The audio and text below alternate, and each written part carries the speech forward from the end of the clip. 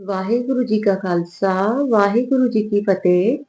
ਗੁਰੂ ਪਿਆਰਿਓ, ਵਾਹਿਗੁਰੂ ਜੀ ਦੀ ਅਪਾਰ ਕਿਰਪਾ ਸਦਕਾ ਅੱਜ ਆਪਾਂ 100 ਸਾਖੀ ਸ਼ੁਰੂ ਕਰਨ ਜਾ ਰਹੇ ਹਾਂ ਜੀ।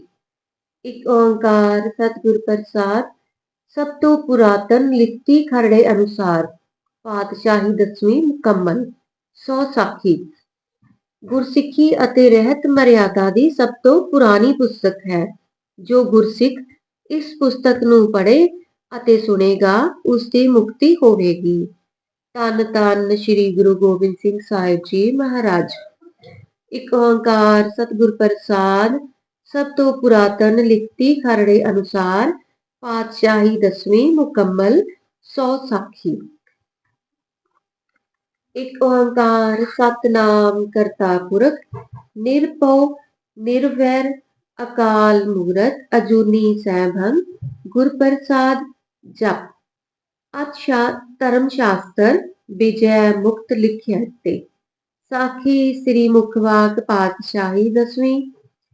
ਸ੍ਰੀ ਗੁਰੂ ਤੇਗ ਬਹਾਦਰ ਸਾਹਿਬ ਜੀ ਨਵੇਂ ਪਾਤਸ਼ਾਹ ਗੁਰੂ ਕੇ ਬਾਗ ਕੁੱਕੇ ਵਾਲੀ ਜ਼ਿਲ੍ਹਾ श्री अमृतसर जी विखे दीवान लाई के बैठे थे। एक पंडित ज्योतिषी आके अर्ज करी कि गुरु जी मैं ज्योतिष विद्या जानता हाँ। गुरु जी ब्राह्मण विद्वान देखकर आदर मान किया, निवास दिया। एक दिन पंडित माता जी के दर्शन को महलों में गया और अर्ज करी, माता जी मैं ज्योतिषी हाँ। माता गुजरी जी पूछया, हे पंडित ज्योतिष तेरा की होवेगा? ता पंडित देवीदास जी ने हाथ देखा और ग्रह विचार पर प्रश्न सोध हाथ जोड़कर कहा, तुहाडे लेख अंश नहीं लिखी। फिर माता जी उसे रुखसत किया। मन में बड़ी चिंता उपजी, गम से चित्त को रोग उपजया। एक रोज गुरु जी पास माता जी ने अर्ज करी, हे सच्चे पातशाह पुत्तां दा उपाव होवे जो देह दा रोग हटे। तां गुरु जी बचन कीता, श्री गुरु ग्रंथ साहिब जी दा पाठ कराओ ते कड़ाह प्रसाद करवा के अरदास करो। श्री गुरु रामदास साहिब जी, श्री गुरु अर्जन साहिब जी, श्री हरगोबिंद साहिब जी अमर शिला पर बैठकर निरंकार का तप भजन कीता है। उसके आधार के आश्रय करके तुहाडे सरीर तो निरंकार जी साहिबजादा बख्शणगे। श्री गुरु ग्रंथ साहिब जी का अखंड पाठ करवाया ते फिर 5 रोज पिछे माता जी के शरीर अंदर श्री साहिबजादे जी का आ सुआन स्थित होया। बैसाख सुदी 2 संमत 1723 माता जी की देह विखे कोई रोग ना रहा। बड़ी प्रसन्नता को प्राप्त भई। जैसे 16 बरसा दे उम्र पासे गुरु के बाग श्री गुरु जी 5 महीने रहे। फिर गुरु जी हुक्म कीता, असां पटने शहर तप कीता सी। उथों साहिबजादा अवतार धारेगा और खालसा प्रगट करेगा। इतना हुक्म सुन माता जी ते भक्ता मल होर सिखा संतां भगतां अर्ज करी, हे गुरु जी तुसां कैसा तप कीता सी? किरपा करके दसो, सुन के प्रसन्न होवांगे। गुरु जी बचन कीता, दसो महकासुर दैत देवतियां दा राज खो के बहुत अहंकार को प्राप्त पया सी। देवी के साथी लगा सी युद्ध करने। अपने मनो इच्छा धार के देवी लिया सी अपने महल में बलि पुत्र पैदा करांगा। एक समय युद्ध 7 देवी तक पाई अलोप हो गई। फिर दैत ने बड़ा दुध मचाया। गुरु जी हुक्म कीता, असी गुरु चेला दोवें गंगा जी के किनारे तपा रूप धार के बैठ से और शेर के मिर्गान पर फिर दैंता आनकर बड़ा दुख दिया सी। तुसी भी देवी दे नाल हो के दसो किथे है। फिर असां अकाल पुरख दा सिमरन करके अपने बगंबर आसन थड़े ते ऐसे शेर पैदा होए, उन्हां सारे दैत भख लीते। असी इशनान बयान करके कर बैठे तो दैत एक भी जीवन दा ना नजर आया। पीछे देवी प्रगट पाई, दैत युद्ध करने को कोई ना नजर आया। सर्व मर पड़े देवी प्रसन्न पाई, कल युग विखे तेरा पंथ चलेगा, और मैं आपके अंग संग रहांगी। तुसा मेरी रक्षा करी है। ऐसे उत्तम वचन सुनकर प्रेम प्रसन्न हुए। गुरु जी तैयार हुए, चले थोड़े ही दिनों में संगत को दर्शन देते, दरबार लगाते, प्रयाग कांची आदिक तीर्था में दीदार देते। पटने शहर में गंगा जी के किनारे पर उत्तम स्थान जानकर महलों की स्थिति की पीछे सुनकर सिख भी आए गए, ताके बंगाले के। ओह सुदी सप्तमी संवत 1323 को गुरु 10वें पातशाह जी ने अवतार धाया। सब पूर्व लोक पताल आकाश, देव सिद्ध गुप्त प्रगट, चित्रगुप्त ऋषि पीर पकंबर औलिए, पशु पंछी शरण आन दर्शन करते पाए, और अकाल पुरख जी ने आ फिर पुष्पों की बरखा करी। और डरपाना और मुख भी ये बचन कहा, कलगीधर पंथ का वाली प्रगट पाया है। सर्द पृथ्वी का पार उतरेगा और जीवा की रक्षा करेगा। और नरसिंह अवतार जी ने दर्शन करके गर्जना किया, ऊंचा शब्द किया, और मेघों की न्यायी गर्जा, और श्री गुरु जी का नाम गोविंद राय जी रखा। शेर दा पंथ चलेगा और गुरु जी के साथ शक्ति हाजिर रहेगी। ये कहकर सर्व देवता आलोक पाए। गुरु जी पटने आए, बैठे साहिबजादे को देखकर प्रसन्न हुए। और जब गुरु गोविंद राय जी 10 बरस के हुए, ता गुरु तेग बहादुर जी ने हुक्म दिया, 4 लिखारियां को बोले, जो बचन कहे वो लिखा करो। भगतमल, धर्मराय, खड़गरम, दयाराम, ये 4 लिखारी आन हाजिर हुए। ता श्री गुरु जी हुक्म दिता, जो सिख पुछन और श्री गुरु मुखवाक संतां सिखां को हुक्म देवन, तुसी लिखिया करो। गुरु गोबिंद राय जी बड़े बड़े अचरज खेल खेले, अपने इष्ट धर्म का उपदेश सिखा संगतां प्रति करन लगे। और इस कथा प्रसंग का चरित्र सर्व बचित्र नाटक दे 6वें अध्याय विखे किया है। जद श्री गुरु जी बचन कीता, तब बचन मान सिखा दे मन ते सत उपदेश से जाहर करने लई सर्व प्रसंग लिखा दिए। बचित्र नाटक का प्रसंग चला। अब मैं अपनी कथा बखानो। तप साधन जे विद मोह आनो, हेमकुंट पर्वत है जहां, सप्त श्री शोभित है तहां। सप्त श्रृंग तह नाम कहावा, पांड राज जह जोग कमावा। तह हम अधिक तपस्या साधी, महाकाल कालिका आराधी। ए बिद करत तपस्या पयो, द्वैते एक रूप हवै गयो। तात मात मुर अलख आराधा, बोह बिद जोग साधना साधा। तिन जो करी अलख की सेवा, ताते पए पर सिन गुर देवा। तिन प्रभ जब आयस मोए मुहे दिया, तब हम जन्म कलू में लिया।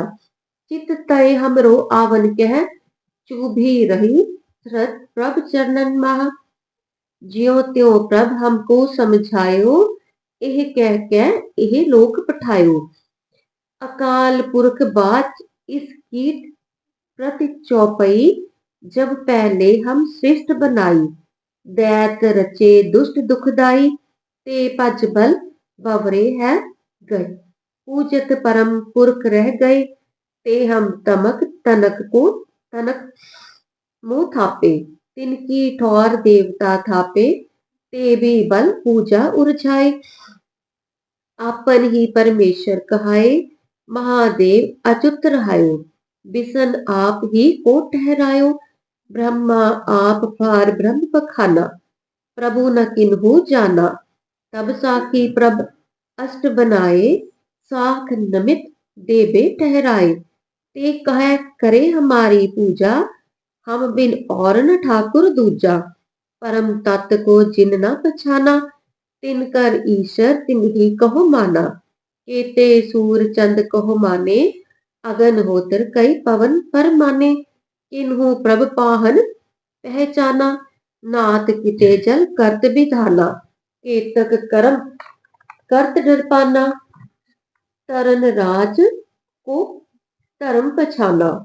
जे प्रभ साख निमित ठहराई, तेहिया आए प्रभु कहवाई। ताकि बात बिसर जाती भी, अपनी अपनी परत सोभ भी। जब प्रभ को ना तिने पहचाना, तब हर इन मन छन ठहराना। ते भी दस ममता हुए गए, परमेश्वर बाहर ठहराए। तब हर सिद्ध साध ठहराए, तिन भी परम पुरख नहीं पाए। जो कोई होत भयो जग सियाना, तिन तिन अपनो पंथ चलाना। परम पुरख किन्हु नह पायो, बैर बाध हंकार बढ़ायो। पेड़ पात आपन ते जलो, प्रभ कै पंथ न को चले। जिन जिन तनक सिद्ध को पायो, तिन तिन अपना राह चलायो। परमेश्वर ना से सिन्हु पहचाना, मम उचार ते पयो दीवान। परम तत् किन्हु पहचाना, आप भीतर उलझाना। तब जे रिख राज बनाए, तिन आपन पुन सिमरत चलाए। जो सिमरत ना के पाए अनुरागी, तिन तिन क्रिया ब्रह्म की त्यागी। जिन मन हर चरणन ठहरायो, सो सिमरत ना के राह न आयो। ब्रह्मे चार ही वेद बनाए, सर्व लोक चित कर्म चलाए। जिनकी लिव हर चरणन लागी, ते वेदन ते पए त्यागी। जिन मत वेद कतेबन त्यागी, पार ब्रह्म के पए अनुरागी। तिनके गूढ़ मत जे चलही, पात अनेक दुखन सो दलही। जे सहन जातन संदेह, प्रभ को संग न छाड़त नेह। ते परमपुरी कह जाही, ते हर स्यो अंतर कछ नाही।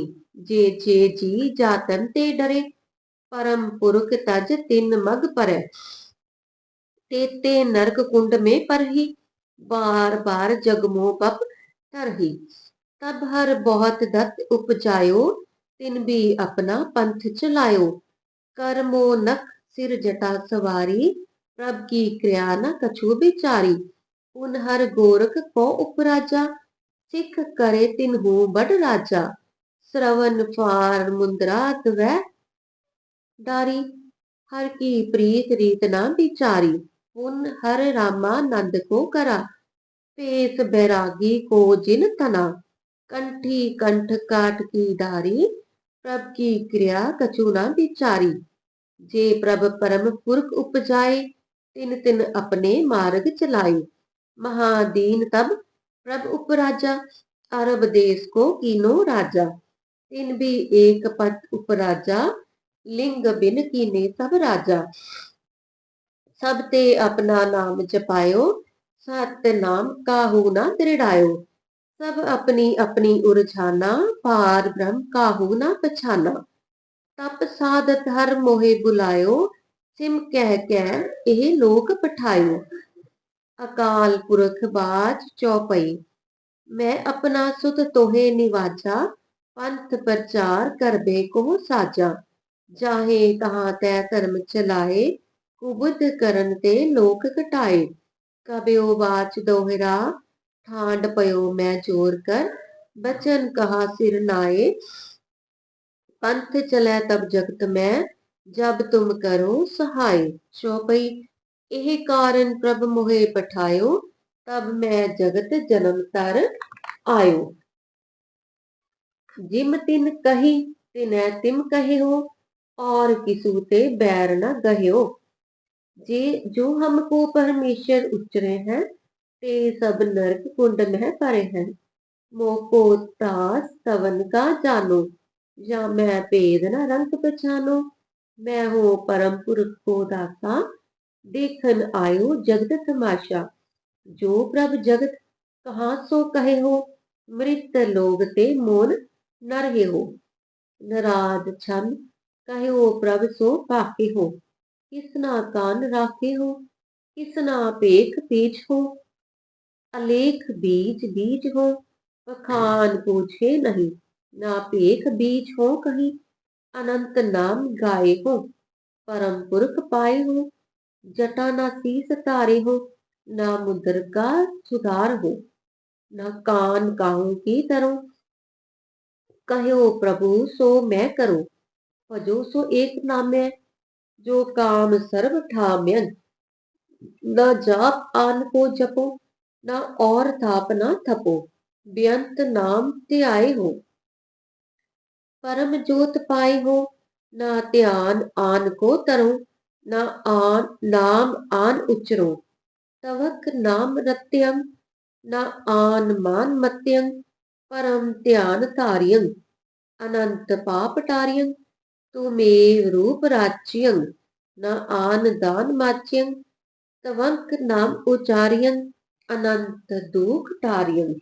चौपई, जिन जिन नाम तिहारे त्याया, दुख पाप तिन निकट न आया, जे जे और ध्यान को तरही, कह बहस बादन ते मरही, हम एक आज जगत मोह आए, धर्म हेत गुरुदेव पठाए, जहां जहां तुम धर्म बिठारो, दुष्ट दोखियन पकर पछारो, यह काज तरा हम जन्मं, समझ लिहो साधु सब मनमंग, धर्म चलावन संत उबारन, दुष्ट सबन को मूल उपारन, जो जे पाए पहल अवतारा, आप तिन जाप उचारा, प्रभ दोखी कोई ना बिदारा, धर्म करन को राहो न डारा, जे जे गौस अंबिया पए, मैं करत जगत ते गए, महापुरुष काहू ना पछाना, करम धर्म को कछु ना जाना, अवरन की आशा कछ नाही, एक आस तरे मन माही, आन आस उपजत कछ नाही, वाकी आस तरो मन माही, दोहरा कोई पढ़त कुरान को, कोई पढ़त पुराण, काल न साकत बचाए को, फोकट धर्म निदान, कोई पढ़त कुरान को, कोई पढ़त पुराण, काल न साकत बचाए को, फोकट धर्म निदान। चौपई, कई कोट मिल पढ़त कुराना, पाचत किते पुराण अजाना, अंत काल कोई काम न आवा, दाव काल काहू न बचावा, कयो न जपो ताको तुम पाई, अंत काल जो होए सहाई, फोकट धर्म लखो कर परमा, इन ते सुत न कोई कर्मा, ਇਹ ਕਾਰਿਨ ਪ੍ਰਭ ਹਮੇ ਬਨਾਇਓ, ਭੇਖ ਪਾਕ ਇਹ ਲੋਕ ਪਠਾਇਓ, ਜੋ ਤਿਨ ਕਹਾ ਸੋ ਸਭਨ ਉਚਰੇ, ਡਿੰਡ ਬਿੰਬ ਕਛ ਨੈਕ ਨਾ ਕਰੋ, ਰਸਾਵਲ ਛੰਦ, ਨਾ ਜਟਾ ਮੁੰਡ ਤਾਰੋ, ਨਾ ਮੰਦਰ ਕਾ ਸਵਾਰੋ, ਜਪੋ ਤਾਸ ਨਾਮੰ, ਸਰੈ ਸਰਬ ਕਾਮੰ, ਨਾ ਨੈਨੰ ਮਿਚਾਉ, ਨਾ पिंडं दिखाऊं, डिम्बं दिखाऊं, ना कुकर्मं कमाऊं, ना पेखी कहाऊं, चौपई, जे पेख सो तन मैं तारे, ते प्रभ जन कछु कह ना बिचारे, समझ लेहो सब जन मन माही, डिम्बन ते परमेश्वर नाही, डिम्बन मैं परमेश्वर नाही, जे कर्म कर डिम्ब दिखाही, तीन प्रभ लोगन मैं गत नाही, जीवत चलत जगत के काजा, स्वांग देख कर पूजत राजा, स्वांगन मैं परमेश्वर नाही, खोज फिरै सब ही को काही, अपनो मन कर मोह जेह आना, पार ब्रह्म को तिन्ह पछाना, दोहरा पेख दिखाए जगत को, लगन को बस कीन, अंत काल का पी कट्यो, बास नरक मोह लीन। चौपई, जे जग को डिंब दिखावे, लोगन मूड अधिक सुख पावे, नासा मूद करे परिणामं, फूकट धर्म न कौटी कामं, फूकट धर्म जिते जग करई, नरक कुंभ भीतर ते परही, हाथ हलाए सुर्ग न जा, जो मन जीत सका नहीं काहू, कबे बाच दोहरा, जो निज ब्रह्मो सो कहा, सो कहे हो जग माहे, जो ते प्रभ को त्याय हैं, अंत सुर को जाय है। दोहरा। हर हर जन दोय एक है, बिब विचार कछ नाहि। जल ते उपज तरंग ज्यों, जल ही विकह समाहि।